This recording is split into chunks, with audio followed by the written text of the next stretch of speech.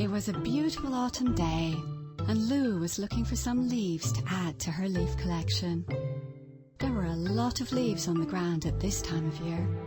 There were yellow ones, brown ones, red ones, oval-shaped ones, and pointy ones too. Whenever she saw a leaf that she liked, she would pick it up and put it into her special bucket. Lou loved collecting things, especially leaves. After some time, she reached the entrance to the forest, and there, through the gate, she saw some very exciting-looking leaves scattered along a windy path. She would love to have those leaves. However, she wasn't sure she was supposed to go through the big gate into the deep forest. She'd heard stories of strange things living there. She thought for a while and decided she would hop over there quickly, grab a few leaves and come straight back again. Lou was so excited. She was surrounded by wonderful leaves. There were pink ones, gold ones, purple ones, multicolored ones, and even spotty ones. Lou filled her bucket with as many leaves as she could. But when she turned to go back home, she realized she was lost. Suddenly, the forest seemed very big and dark. She felt small and lonely. She had a strange feeling she was being watched. Just then, an acorn hit her on the head. "Ouch!" she said. She looked up to see where it had come from. And there, high up in the trees, were more leaves. But not just ordinary leaves. These were the wrong kind of leaves. It was well known throughout the forest that the wrong kind of leaves were a bit naughty. Now Lou was lost and cross. Just as one of the leaves was about to throw another acorn, there was a very loud, funny noise. It frightened all of the leaves away. There, in the trees, was the creature which made the noise. Lou was very pleased. "A moogong!" she cried with joy. She'd never seen a moogong before. Only the luckiest people got to see them. The moogong offered to give her a ride home. Lou clutched her bucket tightly as the moogong took her all the way out of the deep forest.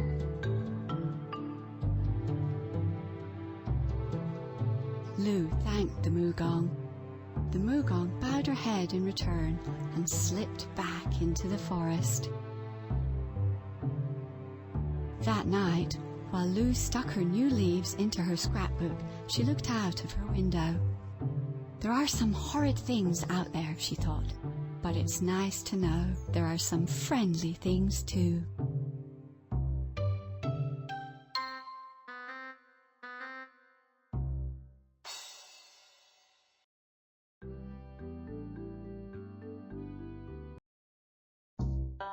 One day, Bobman decided to go on an adventure. The problem was he didn't yet know how he was going to get there. At first, he thought he might go on his skateboard. But skateboards can be slow, so it could take too long. Then he thought he might go by bicycle, but he hadn't had much practice on his bike, so it could be a bit wobbly. Then he thought he could bounce there on his hopper. But he'd just eaten his lunch and was worried all that bouncing might make him feel sick. He thought he might go by car, but then he remembered that he hadn't learned to drive yet because he was too young. He could fly by aeroplane, but planes have lots and lots of buttons, and he didn't want to press the wrong one.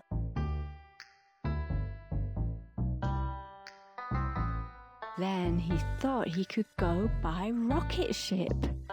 That would be exciting, but rockets are very fast and he might end up going all the way to the moon, which would be far too far away. Bobman thought and thought. Then he had a brilliant idea. The best way to go on his adventure would be to walk. Bodmin loved walking.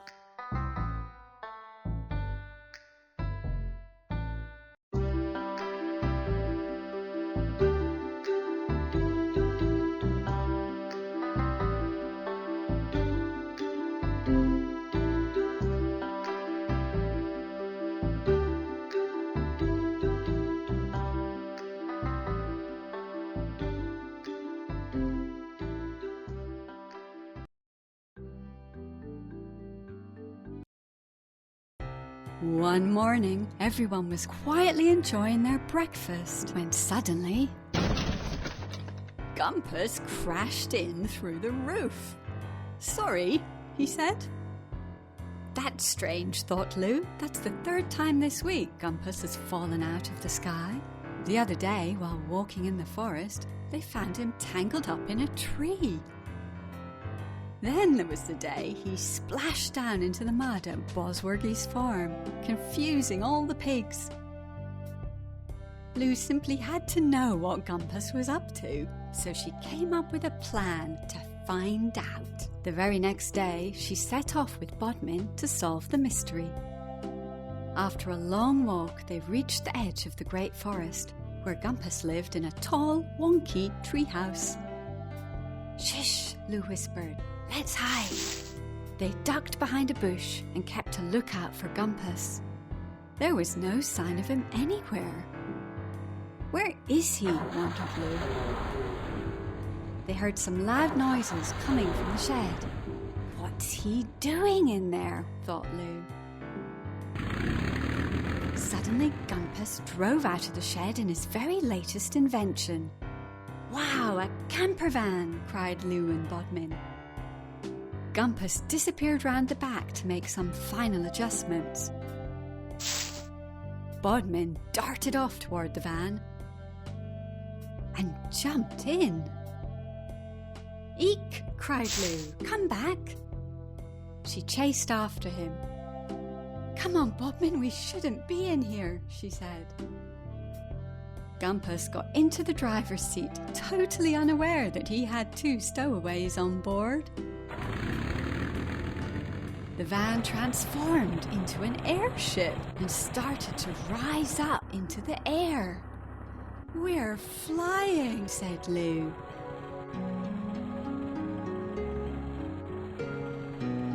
They stared in wonder at all the strange and fascinating forest creatures as they drifted by.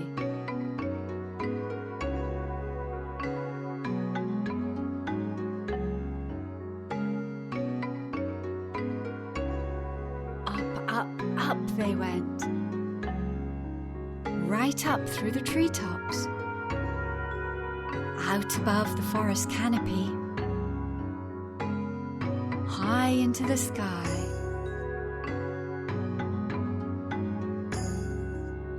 But then, Gumpus had steered them into a tree. "Not again," sighed Gumpus. He noticed some owls on a nearby branch. "Could you please give me a push?" he asked. The owls stared blankly. They didn't understand a word he said. Gumpus was about to jump out with his parachute when he discovered Lou and Bodmin. "We're really sorry," said Lou. "We got here by mistake." "Well, never mind," said Gumpus. "We've got to get you children home." "Oh, wait," he said. "I tried to get the owls to help, but I can't speak their language." "Hey," Lou cried, "I can speak owl." She asked the owls if they could help. "Righto," said the owls. With a quick flippity-flap of their wings, they stomped on the roof of the van until it came free. Lou thanked the owls, and they all waved goodbye.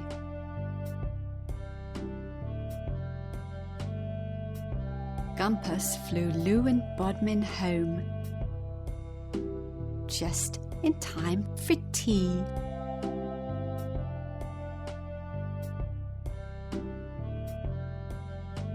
Yahoo!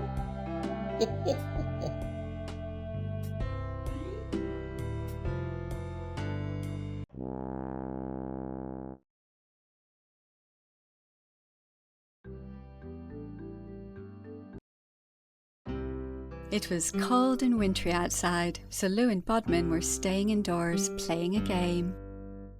Lou was very pleased with herself because, as usual, she was winning. She beamed a big proud grin to herself while Bodmin took his turn. Suddenly the whole game shook and all the pieces got jumbled up. When Lou looked down to take her turn, she was surprised to see that she wasn't winning anymore. Just as she was about to get cross, it happened again. "Oh," they both said. "What was that?" Lou cried. And then it happened again.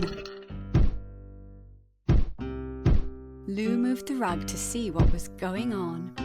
There was something under the floorboards. Then, a funny thing popped up.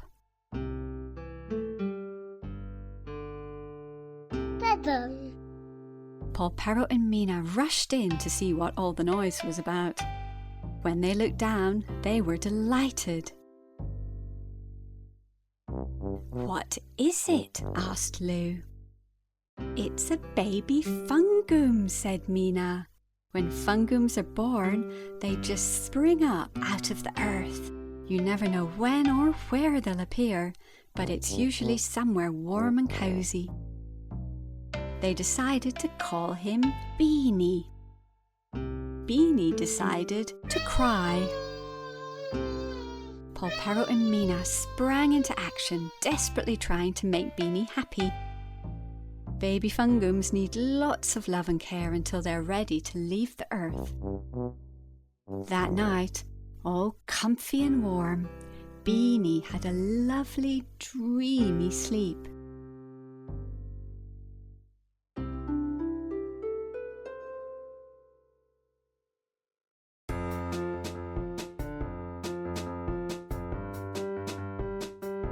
Over the coming days, Lou and Bodmin had lots of fun playing with Beanie.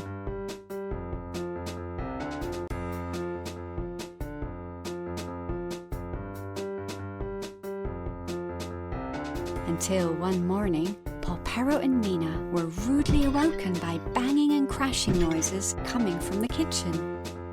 Beanie wasn't in his hole. The funny thing about baby Fungooms is that when they leave the ground, they are very, very bouncy.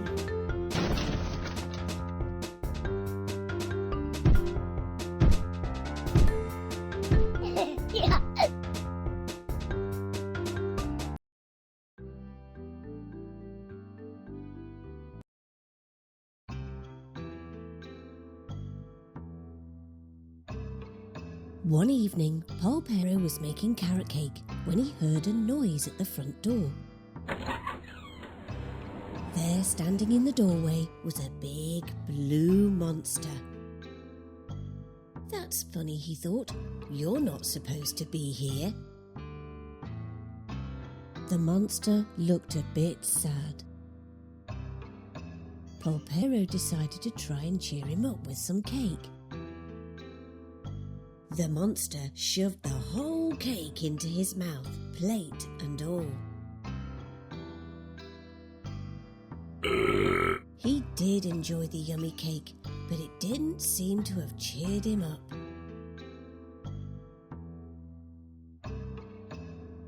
Then Bodmin, Lou and Mena came into the kitchen for their cake. They noticed the sad monster.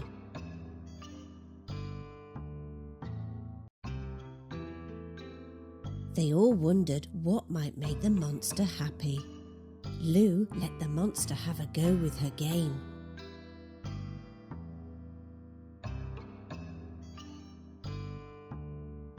The monster was very good at it. He even got a high score. But when he handed it back to Lou, he still looked unhappy.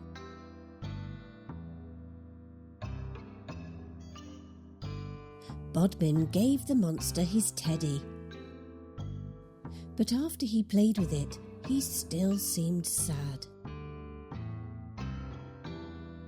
Mena thought for a while and then had an idea. "There's only one thing for it," she said. "He needs a hug." They all gave the monster a lovely, big, squeezy, snuggly hug. A huge smile grew on the monster's face. A hug was just what he needed.